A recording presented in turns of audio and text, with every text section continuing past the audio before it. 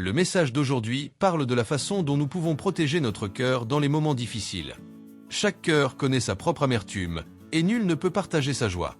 La maison des méchants sera détruite, mais la tente des justes fleurira. Proverbe 14, 10. Nous devons apprendre à réagir et à nous positionner face aux épreuves de la vie. Bien souvent, nous ne faisons que réagir. La vie suit son cours et nous essayons simplement de nous défendre, d'éteindre les incendies, de maintenir les choses en ordre, sans réellement traiter la racine des problèmes. Et peu à peu, cela finit par nous blesser intérieurement. Il y a beaucoup de personnes blessées autour de nous. Il suffit de les regarder dans les yeux. On peut y lire la douleur. Je sais ce que c'est, car moi aussi j'ai été à cette place. Et peut-être qu'en entendant ce message, quelque chose que tu préférais oublier t'est revenu en mémoire. La vérité, c'est que le ressentiment a paralysé beaucoup de gens. Il entre doucement, parfois même en silence, et quand on s'en rend compte, il a déjà pris possession du cœur. En agriculture, il y a un temps pour semer et un temps pour récolter. Si tu essaies de récolter trop tôt, tu risques de tout perdre. Il en va de même dans la vie. Quand le cœur est blessé, nous perdons notre sensibilité et nous risquons d'ignorer le moment opportun pour récolter les fruits que nous avons mis tant de temps à faire pousser. Tout cela à cause d'un ressentiment qui empoisonne l'âme. Mais Dieu ne t'a pas appelé à vivre ainsi.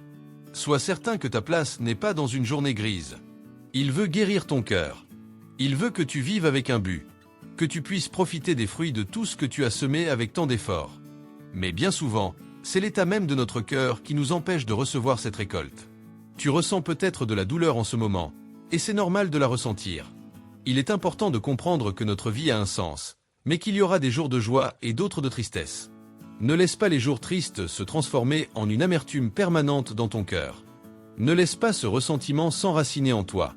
Permets-toi d'être guéri. Regarde en toi-même et demande-toi si ton cœur est léger et joyeux ou s'il est lourd et abattu. La Bible dit qu'un cœur joyeux rend le visage serein, mais un esprit abattu dessèche les os.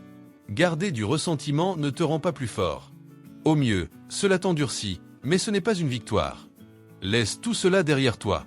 Libère-toi de ce qui t'enchaîne. Sens l'amour de Dieu t'envelopper en cet instant et guérir tes blessures.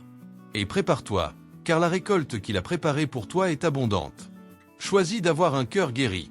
Et si tu aimes les lectures spirituelles, je t'ai laissé une recommandation de livre dans la description de cette vidéo. C'est un best-seller qui a déjà transformé la vie de millions de personnes. Si ce message t'a plu, abonne-toi à la chaîne.